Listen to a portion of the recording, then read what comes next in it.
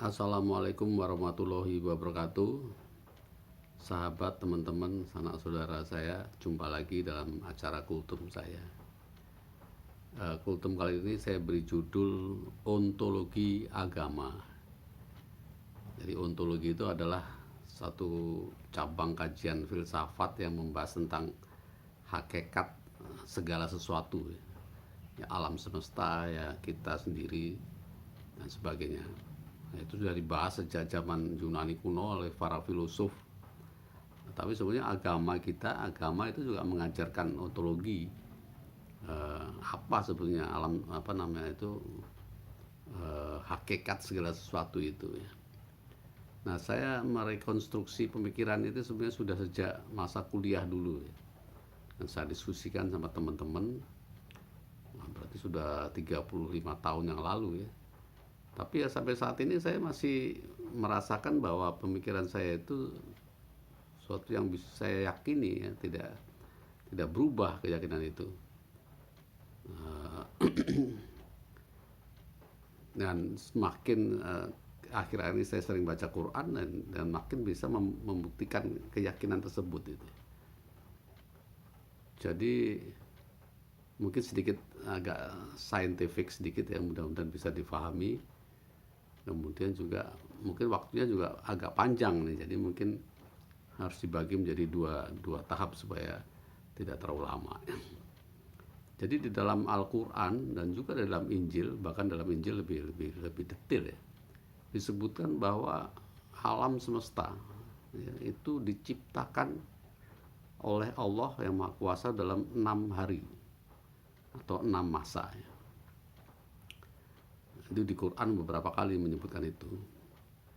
Kemudian kalau di Injil saya pernah baca, hari pertama itu disebutkan bahwa diciptakan terang, cahaya. Jadi penciptaan itu adalah sesuatu yang gaib atau metafisik, ya. Cahaya itu adalah manifestasi dari waktu. Waktu yang dihamparkan oleh Allah Subhanahu wa taala. Waktu itu diciptakan oleh Allah. Manusia tidak diciptakan. Waktu itu adalah gaib. Itu manifestasi adalah terang, cahaya. Karena cahaya itu, kecepatan cahaya itu menjadi tolok ukur dari waktu. Kemudian pada hari kedua itu diciptakan, dalam Injil disebutkan bahwa bumi dan langit dipisahkan pada hari kedua. Bumi dan langit dipisahkan. Artinya apa? Ruang itu diciptakan. Ruang itu adalah sesuatu yang metafisik, gaib. Itu tidak ada yang bisa menciptakan ruang, tidak ada yang bisa membakar ruang, memusnahkan ruang, tidak ada. Itu ciptaan Allah. Jadi hari kedua diciptakanlah ruang. Kemudian Allah menciptakan lagi energi dalam bentuk benda-benda, yaitu planet-planet, matahari dan galak planet-planet sekitarnya. Itu adalah penciptaan energi, ya. Benda itulah sesuatu wujud, ya. Kalau yang paling kecil itulah atom. Atom itu, inti atom itu ada kumpulan proton yang bisa menyatu karena ada energi. Karena proton itu pada prinsipnya plus dan plus kan bertolak menolak, tapi dia bisa menyatu, dia satukan menjadi inti atom dengan energi. Ya, bentuk besarnya adalah planet. Planet itu bisa menjadi solid, suatu bentuk itu karena ada energi yang mengikatnya. Kemudian planet itu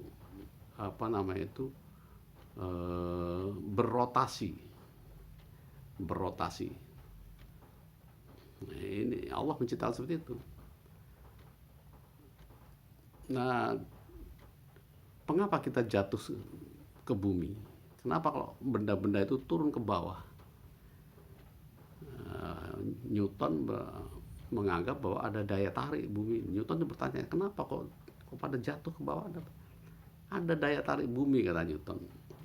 Tapi ini hitungannya benar. Newton menghitung ada gravitasi dan sebagainya.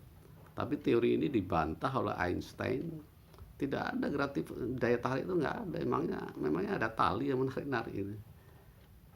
Tapi kenapa kita jatuh ke bumi itu karena ruang itu dilengkungkan oleh massa bumi. Bumi itu berputar dengan suatu energi. Ruang yang di sekitar itu melengkung sehingga kita rasanya jatuh ke bumi, padahal tidak. Padahal karena ruang itu melengkung karena massa bumi yang berotasi itu. Untuk memudahkan, misalnya aja kita ambil seember air, kemudian kita putar, maka akan terbentuk pusaran, maka benda-benda yang ada di situ akan tertarik menuju pusaran itu. Jadi air dan bumi itu adalah ruang, pusaran itu adalah benda, planet, ya. Sehingga apapun akan tertarik, bukan karena ditarik oleh ini, tapi karena ruang itu menjadi melengkung. Bumi mengelilingi matahari karena ruangnya di situ dilengkungkan oleh bumi, atau bulan mengelilingi bumi karena ruangnya itu dilengkungkan oleh bumi sehingga dia seolah berputar, padahal dia mengikuti ruang yang dilengkungkan oleh massa bumi.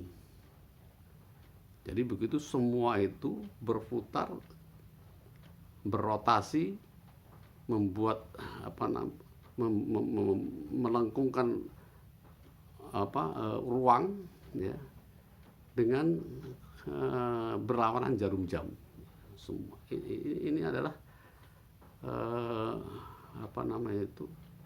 sesuatu yang ditetapkan seperti itu, sesuatu yang sudah disunatullahkan. Berputarnya itu berlawanan arah jarum jam. Makanya kita tawaf itu juga berlawanan arah jarum jam. Itu sudah sunatullah. Nah, hari keempat setelah diciptakan planet-planet, Allah memilih satu planet yang disebut bumi itu untuk ciptaan yang lain, yaitu tumbuh-tumbuhan atau daya nabati. Ya, dimensi gaibnya adalah daya nabati. Daya nabati itu yang membuat tumbuh-tumbuhan itu hidup, bertambah besar, mengambil makanan, berbuah, membuat fotosintesis. Itu suatu dimensi baru, ya. Setelah energi ada dimensi daya nabati. Nah, hari kelima setelah tumbuh-tumbuhan yang berbagai macam itu hewan, ya, daya hewani. Hewan itulah makhluk yang bisa bergerak ke sana kemari, yang bisa berkembang biak dan sebagainya. Itu ciptaan Allah, itu daya hewaniah. Baru hari ke-6, hari terakhir, diciptakan manusia, ya. Dimensi gaibnya adalah roh yang dihembuskan. Menciptakan manusia yang sempurna, bukan hanya bisa punya insting seperti hewan, bukan hanya punya nyawa, tapi punya roh yang bisa merasakan, yang bisa punya akal, berpikir, sehingga dia ditugasi untuk menjadi khalifah, memimpin semua yang ada di alam semesta ini.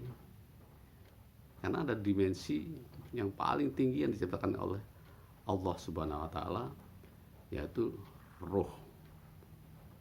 Nah, nanti bagian kedua saya akan bicara bagaimana kita mensikapi dengan ontologi seperti ini, mensikapi teori-teori yang seperti teori Darwin dan sebagainya. Itu nanti kita akan kaji pada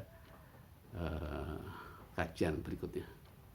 Demikian, terima kasih. Assalamualaikum warahmatullahi wabarakatuh.